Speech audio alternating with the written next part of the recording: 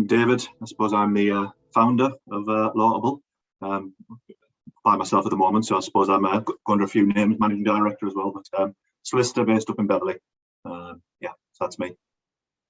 Fantastic. And you, Andy? I'm Andy, and I'm the creative director that worked on Lawable.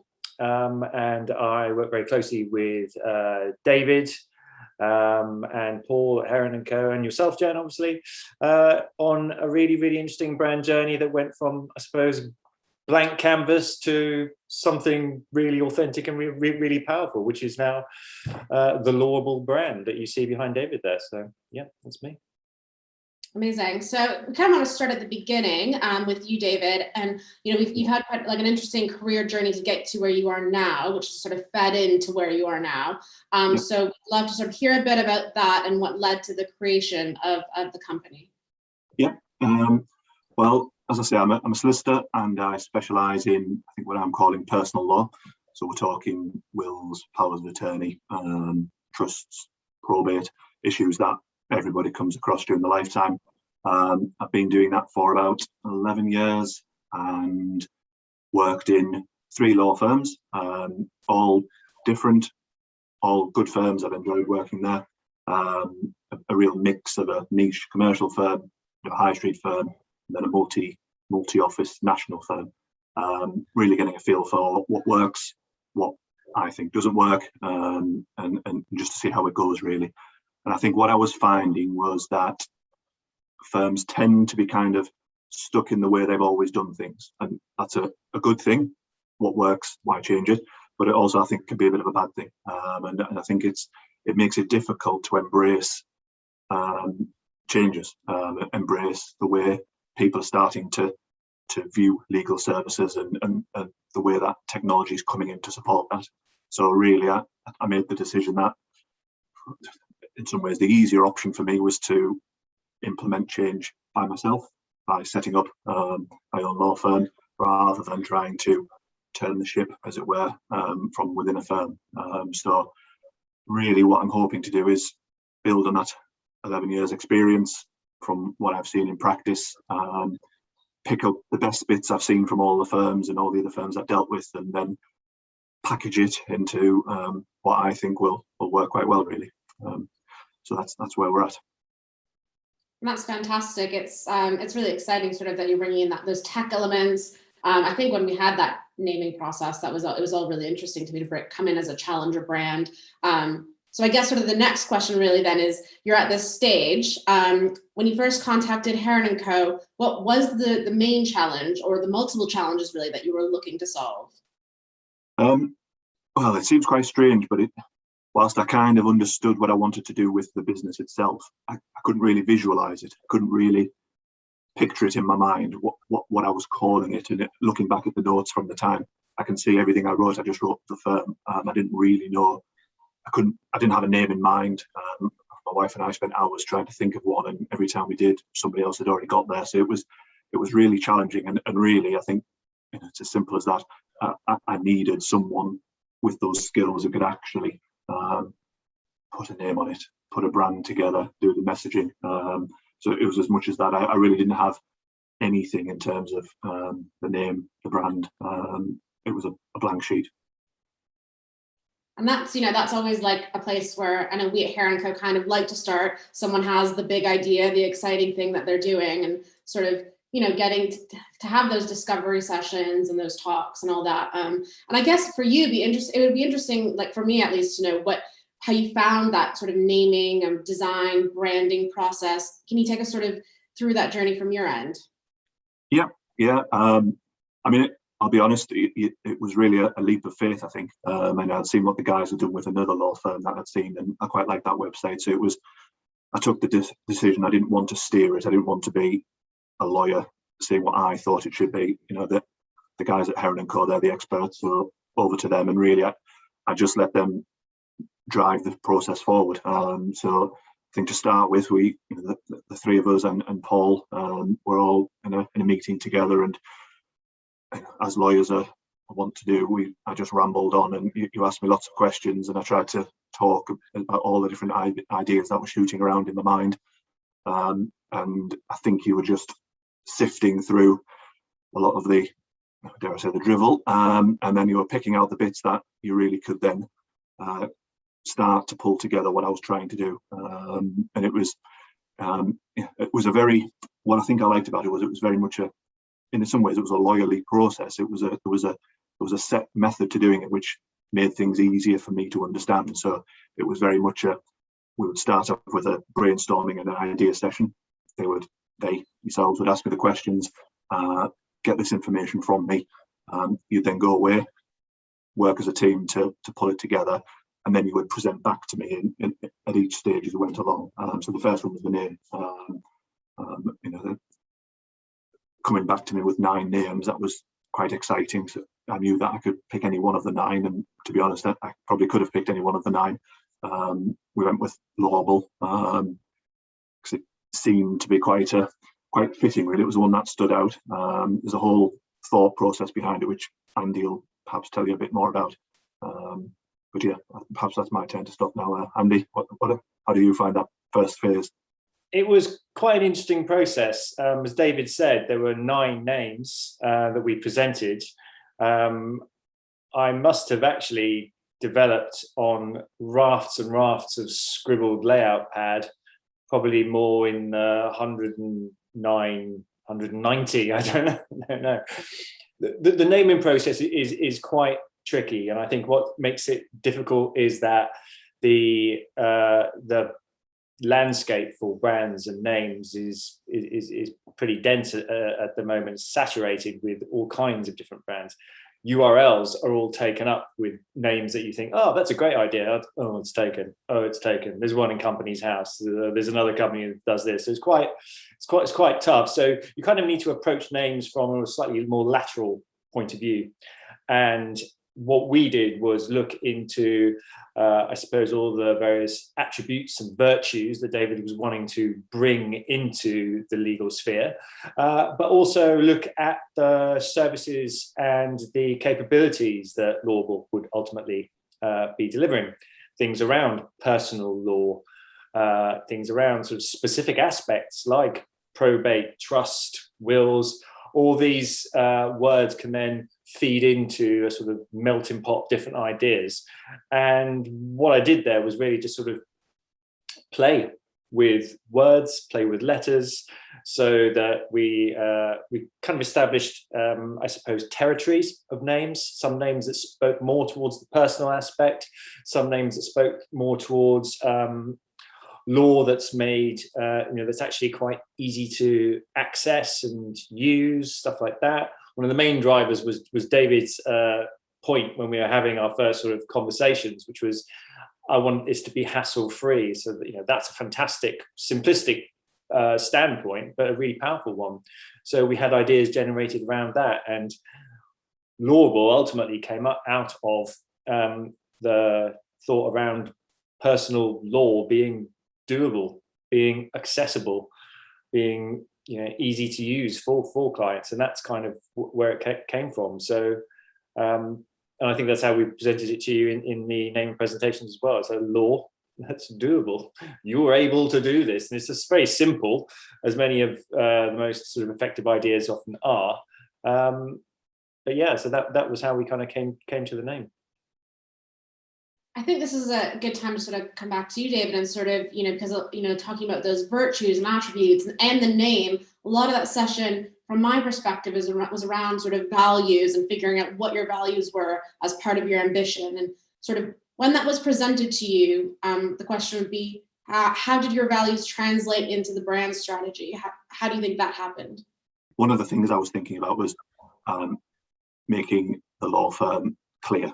That was one of the key values right at the front: clear, clarity, whether that was in the language when I'm drafting the documents, when I'm speaking to clients. It was very important to me that it was going to be easy and clear to understand. So I'm coming into the first session with Andy and the team, and I'm putting forward clear as one of the values. I think that's a good example to then see how what Andy then translated into the branding exercise.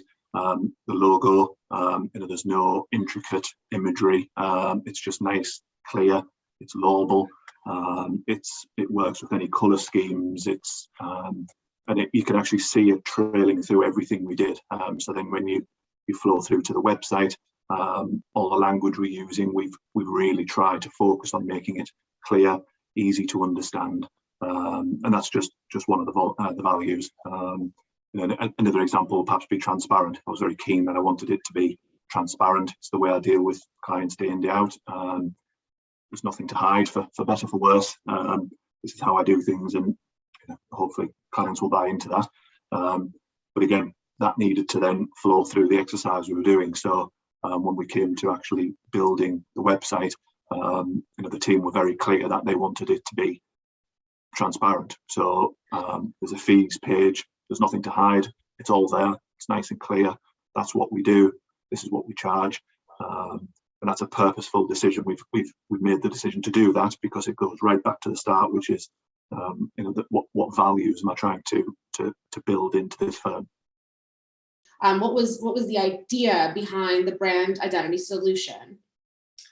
It all sort of spun out of a lot of what David was saying there. We wanted to create an identity that was, as I suppose, simplistic in its aesthetic, but also kind of friendly, inviting, warm, and accessible for the people experiencing it. But we really thought that creating more softer, warmer colours in an identity that were also more flexible, meaning that the logo can appear in a cyan colour, in its orange form, there's a red, there's a gold, against different backgrounds, speaks to the difference of kind of clientele that will come through. So it's, again, we wanted to create something that was, I suppose, client focused in terms of they could see their world back in the brand. We wanted to also leverage proprietary visual styles as well. So through this idea of wanting to create a more kind of softer, accessible aesthetic, we looked at illustrations, and those illustrations would then be able to represent a diversity of different client experience and scenario. And we can flex them, change them, and adjust them according to David's need and Lawable's need. So it was very much about just sort of creating something that people could feel comfortable with, reassured by, and feel like, well, this looks nice and inviting, and I want to use these guys, rather than stuffy and grey LLP who probably aren't going to put the kind of confidence into the client perception that Lawable will, because Lawable is a more friendly approach that takes you under its wing, goes, don't worry, your probate, your estate planning, your personal legal services are all in safe hands. We've got you, and we know what to sort of do to make your experience better. So ultimately, what was it that you sort of, Andy, and with Herron & Co. wanted to achieve for David and his new brand? Support and empower and build a fantastic foundation for essentially a startup law firm to get out there with the same kind of brand power as a bigger firm would have if they had engaged a bigger brand agency to actually transform their brand, their incumbent brand.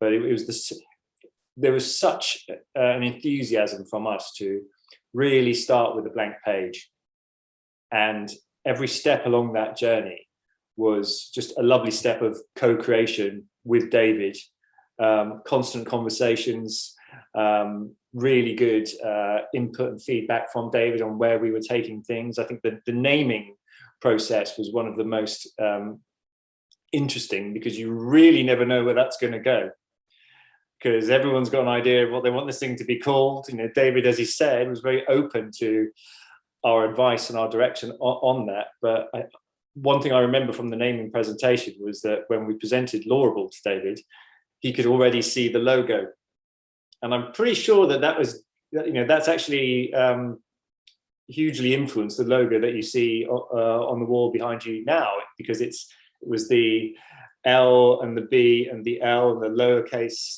sort of the lowercase typeset of it all, but it having a kind of nice sense of rhythm to the letter forms. And yeah, that was a really good moment in the naming process, that we sort of already kind of jumped to the logo, which is good. How important is co-creation and collaboration when it comes to this design and brand process?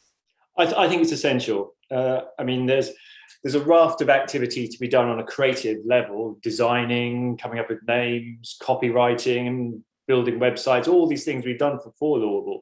But the first creative step really is the conversation between client and agency, where we establish what it is that you want to achieve. And it's getting that information, that really important information. And this can be quite a tricky process sometimes, because there are some questions that are going to be asked that the client may not have considered, or may feel a bit, out of depth or uncomfortable with.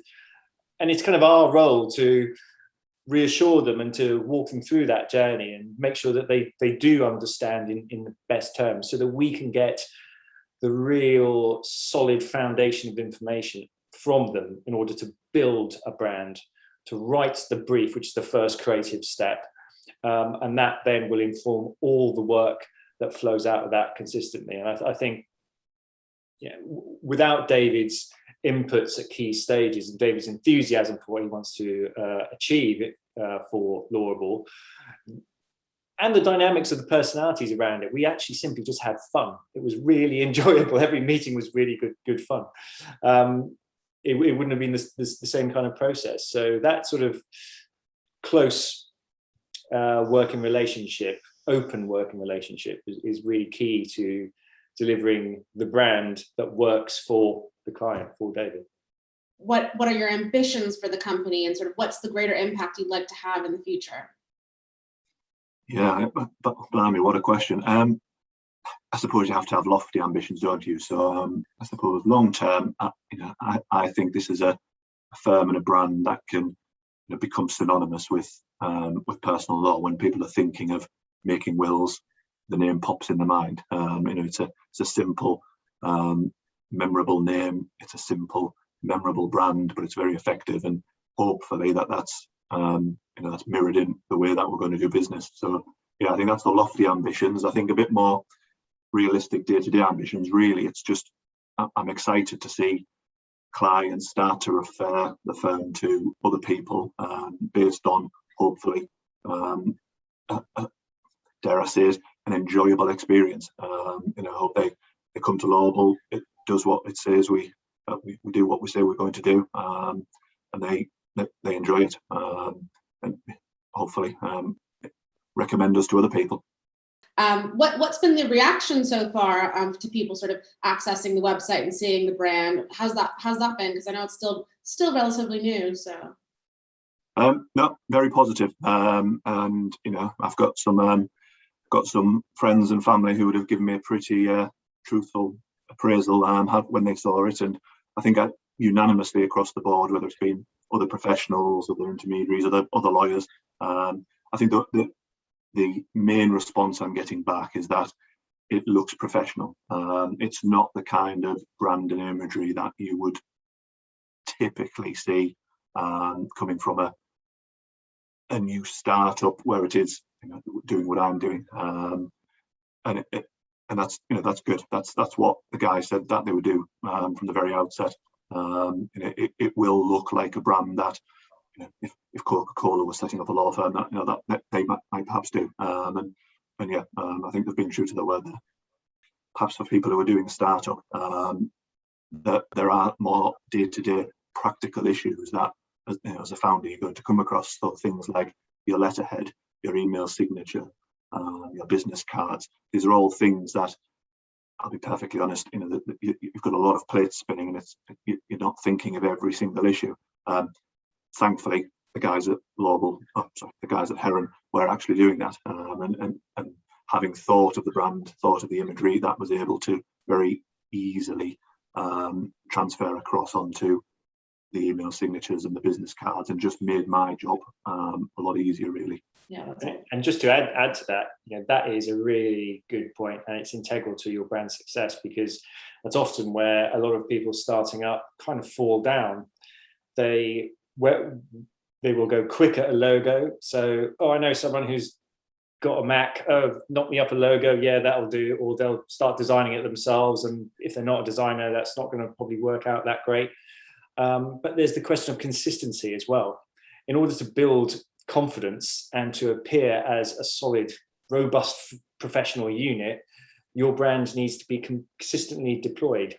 So the logo David has on the wall behind him there is the same that's on his business cards, on his letterheads, invoices, the website, etc. The color palette is all consistently orchestrated. There are master illustrations that can be deployed on social media or in the digital sphere or in any other promotional material. So there's almost like there's a really solid brand toolkit that David has, and that will make the difference in perception. And as David rightly says, when you're a founder starting up a business, you're spinning plates all over the show. There's lots of considerations going on. You may not be that worried about what's on your invoice. You may just write the name of the company on there, and then you've got a logo on the business card. People are going, well, are you that or are you that? This looks inconsistent. Therefore, I'm not trusting. But if it looks solid and consistent, well, then I believe.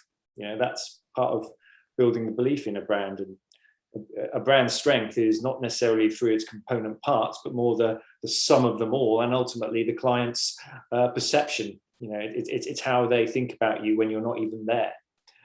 That's what will establish a strong brand. And I'm pretty sure that David has the best foot forward here in terms of getting the Lawable brand really well perceived in the client's eyes and minds. Fantastic. I think we've covered everything, and I tried to make it as natural as we can because I know it's always weird. But yeah, thank you so much, David and Andy, obviously. Thank you. And, thank you, David.